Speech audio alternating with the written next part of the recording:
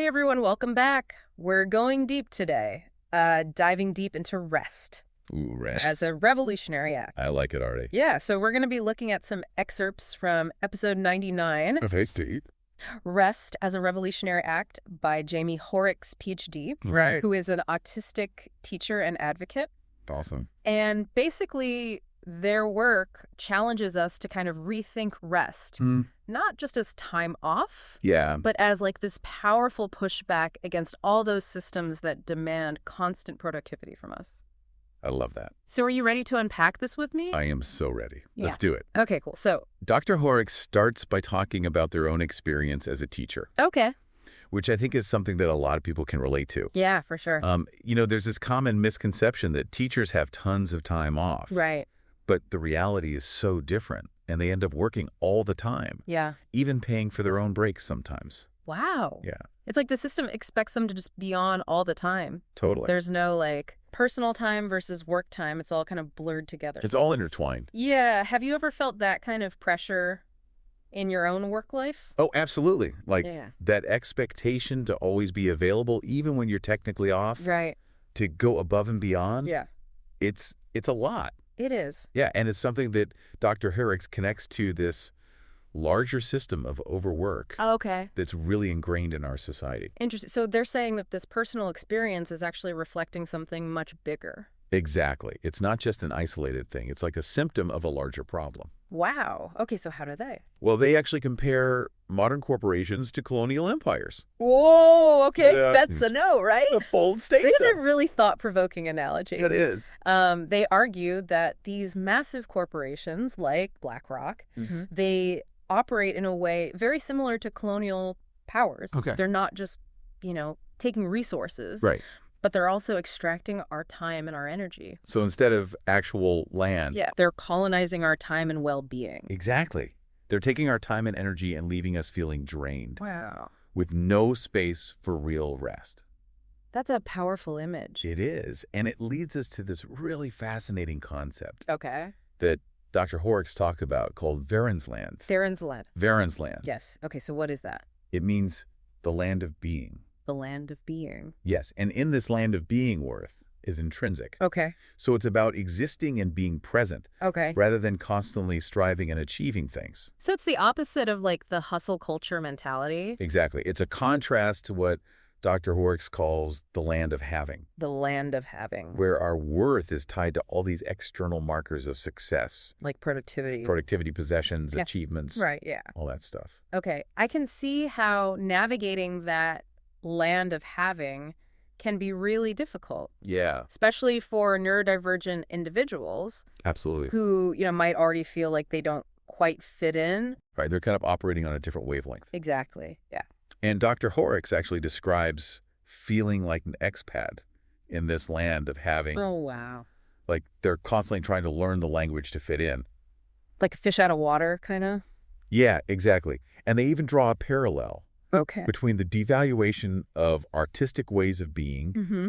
and the erasure of indigenous cultures by colonial powers. That's a pretty heavy comparison. It is. It's a really powerful analogy that highlights how systems of oppression often target and devalue anything that deviates from the norm. Right. So it's not just about individual experiences. No, it's about power and who gets to define what's considered normal and valuable. Okay, so how does rest fit into all of this? Well, for autistic people, rest is not just about relaxation. Okay. It's essential for survival in a world that can be really overwhelming. Right, because they're constantly bombarded with sensory input. Exactly. And that constant sensory and social overload can be incredibly draining. Yeah. So rest becomes this way to regulate and recharge. Okay, that makes a lot of sense. And it makes me think about meltdowns and shutdowns, which are often so misunderstood. Yeah, people see them as like behavioral problems. Right. But Dr. Hoerricks argues that they're not. Okay. They're actually the body's way of saying enough is enough. Like a forced boundary. It's like a way of enforcing a much-needed break. Wow. So it's like a way of reframing those experiences and not blaming the individual, Right. but understanding the challenges that they're facing. Totally. Yeah, and I think that's where the revolutionary aspect of rest really comes in. Absolutely.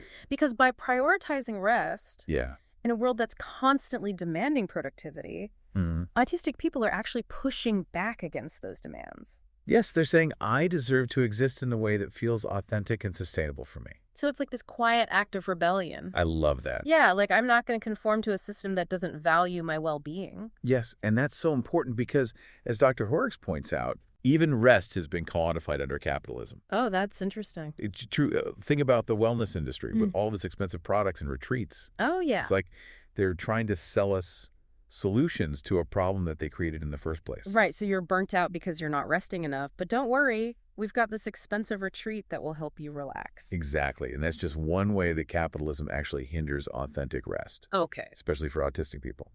So what are some of the other ways? Well, Dr. Hoerricks talks about the commodification of sensory tools. Which can be so expensive. And often don't address the real systemic issues. Right, it's like a Band-Aid solution. Exactly. And then there are all these exclusionary practices in workplaces and schools that make it really difficult for neurodivergent individuals to get the accommodations they need. And that makes me think about that statistic of the over 80% unemployment rate for autistic people who want to work. It's a really sad reality. Yeah, it is. And it really shows how much work needs to be done to make things more inclusive. Absolutely. Okay, and then Dr. Hoerricks also links this lack of inclusivity to another big barrier. What's that? Enforced individualism. Enforced individualism. Yeah. So they're saying that capitalism pushes us towards isolation. Interesting. Which fractures communities. Right. And makes it even harder to find the support we need to rest. It's like a vicious cycle. It is. Yeah. And we're always told to like pull ourselves up by our bootstraps and just do it alone. Right. But that ignores our basic human need for connection. Absolutely. We are social creatures. We are. We need each other. And I think this is especially hard for autistic people who may already struggle with social interaction. So if they're already dealing with sensory overload, social overload, and then you add this enforced individualism, it's no wonder they're feeling exhausted. Totally. They're getting hit from all sides. Right. It's like the system is working against them on multiple levels. Absolutely. And to understand why this isolation is so detrimental, Dr. Hoerricks talks about Glasser's choice theory. Glasser's choice theory. Yes, specifically the need for safety. Okay. Now, I'm not familiar with that theory. Can you break it down for us? Sure. So Glasser's choice theory basically says that all human behavior is driven by 5 basic needs. Okay. Survival, love, and belonging. Power, freedom, and fun. Oh, wow. Okay. And the need for safety encompasses both physical and psychological safety. Okay. So it's about feeling secure, protected, free from threat. Got it. And for autistic individuals who are often highly sensitive to their environment, this need for safety is really important. So if they're constantly bombarded with sensory input, or if they're in social situations that feel unpredictable or overwhelming, that sense of safety is compromised. Exactly. And that's why, according to Dr. Hoerricks, many autistic individuals choose to isolate themselves. To kind of create that safe space. Right. It's not because they don't want connection. It's because they're seeking out environments where they can actually feel safe and regulate their nervous systems. So it's like creating their own little Varen's land. Yeah. A place where they can just be without the pressure to conform or mask. Right. And this brings us to Dr. Hoerricks' vision for a more restful world. Okay. One that prioritizes community and shared understanding. Okay, I'm intrigued. Tell me more about that. So they envision these autistic-friendly spaces designed with sensory needs in mind. Interesting. Where unstructured time is actually valued. Oh, wow. And people can just be themselves. Sounds pretty amazing. It does, doesn't it? It does. Yeah. So we're talking about spaces where neurodivergent individuals can feel safe, regulate their nervous systems, and truly rest. Right. It's a beautiful vision. It does sound amazing, but also like a big undertaking. It is. So where do we even begin? Well, Dr. Hoerricks proposes some pretty bold solutions like systemic changes, like shorter work weeks, universal basic income, things that would alleviate that constant pressure to produce and allow for more well-being. Those are definitely big picture ideas that would require a lot of societal buy-in. Yeah, a lot of change. But I'm curious about, like, what can we do on a smaller scale, like in our communities or even our own lives? What are some, like, more immediate steps towards reclaiming rest? Well, Dr. Hoerricks really emphasizes the power of community and shared understanding. Okay. So they Imagine these autistic-friendly spaces Okay. that are designed with sensory needs in mind. Yeah. Where unstructured time is valued. Okay. And people can just be themselves without that pressure to mask or constantly explain their way of being. So like sensory-friendly movie screenings? Yeah, those are a great example. Okay, cool. And there's a growing movement of these neurodiversity-affirming spaces. Oh, that's cool. That are popping up. Awesome. Some cater specifically to autistic individuals, while others just aim to be more inclusive and accommodating of different ways of being. Got it. So they prioritize things like sensory regulation, clear communication, flexible schedules. That's encouraging to hear. It is. But what about those of us who are still navigating those less than ideal environments? Yeah. Like whether it's a workplace or a school or even our own families. Right. What can we do on a personal level? Well, you can still prioritize rest. Okay. Even in those challenging environments. It starts with recognizing that rest is not a reward. Okay. For hard work or a luxury. Yeah. That we only get to enjoy when everything else is done. Right. It's a fundamental need, just like food or sleep. Okay. And it's not selfish to make it a priority. That's such an important shift in perspective. It is. Because I think a lot of us feel guilty. Yeah. About resting, like we should always be doing something. Oh, yeah. That capitalist messaging. Yeah. It really is telling us our worth is tied to our output. Right. But to really embrace rest, we have to start valuing ourselves for simply being. Just be. Not for what we achieve. Okay, so no more guilt-tripping ourselves for taking breaks. Exactly. Give yourself permission to rest. I like that. So what are some practical ways to make that happen? Yeah, what can we actually do? Well, first think about what truly helps you feel recharged. Okay. What activities, what environments make you feel relaxed and restored? Okay. Maybe it's spending time in nature, listening to music, engaging in a favorite hobby. I love that. Yeah, and once you identify those personal rest triggers, you can start intentionally building them into your routine. Like creating a personalized rest toolkit. Exactly. I love that. And don't underestimate the power of setting boundaries. Okay. It's okay to say no to things that drain your energy. Right. Even if it feels uncomfortable or goes against social expectations. I think that's where a lot of people, especially neurodivergent folks, struggle. It is a skill that takes practice. Yeah. But the more you prioritize your well-being, the better you'll be able to show up for yourself and others. Okay. And remember, rest doesn't have to be this grand, elaborate thing. Right. It can be as simple as taking a few deep breaths, stepping away from your screen. Oh, yeah. For a few minutes. Or just allowing yourself to daydream. I'm definitely guilty of getting caught up in the hustle. We all do. And forgetting to take those little breaks. But the more we can integrate those micro moments of rest into our day, the more we cultivate a sense of presence and well-being. This conversation is making me realize how deeply ingrained that whole always be productive mentality is. It is, isn't it? Like we've forgotten how to just be. You've lost the art of just being. And you mentioned earlier that Dr. Hoerricks connects this need for rest to a critique of capitalism. Can you expand on that a little bit? Sure. So they argue that capitalism thrives on exploiting our time and energy. Right. It's designed to keep us in this constant cycle of striving and consuming. Yeah. Which leaves us feeling exhausted and depleted. So choosing to rest is almost like an act of resistance. Exactly. It's a way of saying, I refuse to participate in a system that devalues my well-being. I like that reclaiming your time and energy as a form of protest. Yes, and while individual acts of rest are important, we also need larger systemic changes. To make a real difference. Absolutely. Things like shorter work weeks, mandatory vacation time, flexible scheduling. Okay. These kinds of changes could create a culture where rest is not only acceptable, but encouraged. That makes a lot of sense. And what about for neurodivergent individuals specifically? Well, creating truly inclusive and accommodating environments is key. Okay.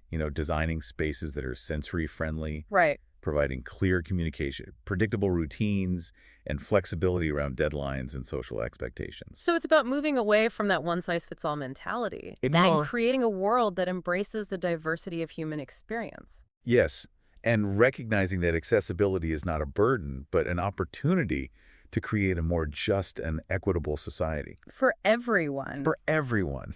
This has been such a thought-provoking conversation. It has. I'm already feeling inspired to make some changes. That's great. In my own life, and to be more mindful of the ways I can support others in their need for rest. I love that. But I'm also curious to explore, what a world where rest is truly valued might look like? That's a great question, and that's exactly what we'll delve into in the final part of our deep dive. Okay, I can't wait. Stay tuned, everyone.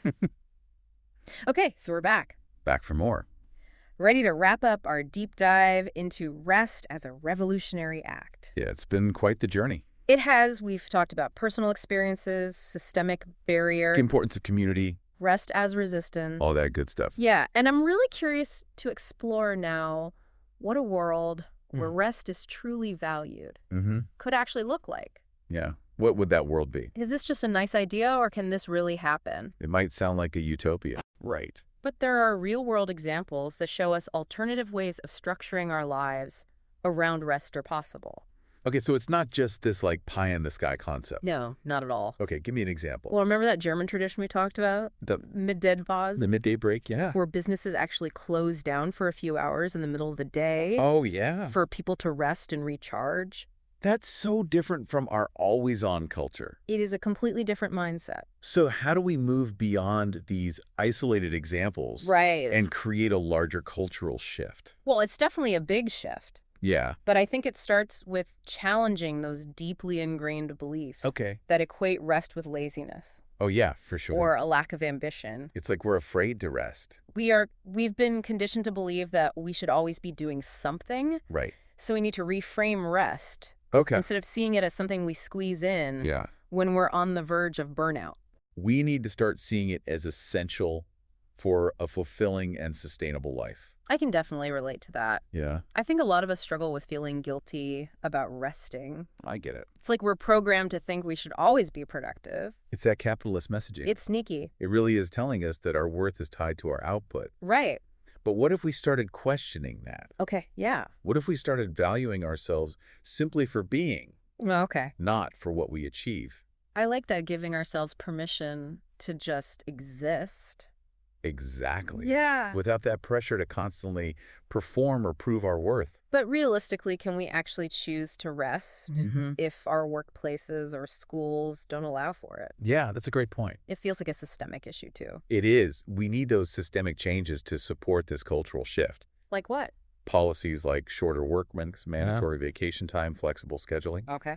These kinds of changes would create an environment where rest is not just accepted, but encouraged. Okay, so it's like a two-pronged approach. Changing our individual mindsets and then also advocating for those policies that actually make it easier for everyone to take breaks. Exactly. Okay, what about for neurodivergent folks specifically? Yeah.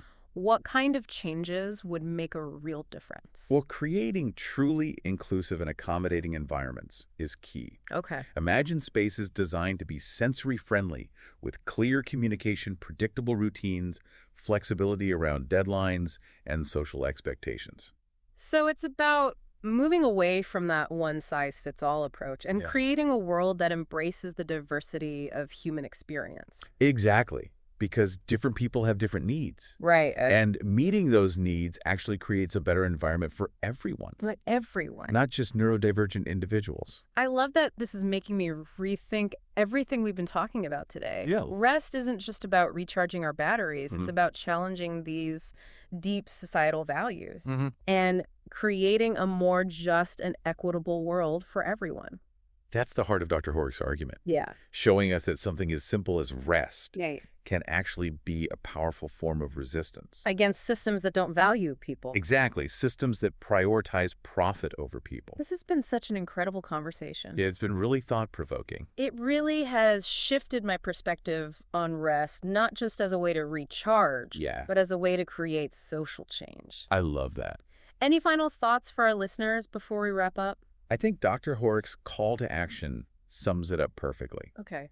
Embrace rest as a form of resistance. Powerful. It's a way to reclaim your time, your energy, your inherent worth. And remember, we're not alone in this. We're not. There's a whole community of people working towards this. That's great to hear. If you want to learn more about this idea of rest as a revolutionary act, we highly encourage you to check out Dr. Jaime Hoerricks' work. Yeah, their work is amazing. We'll include a link in the show notes. Until next time, take care. And rest well.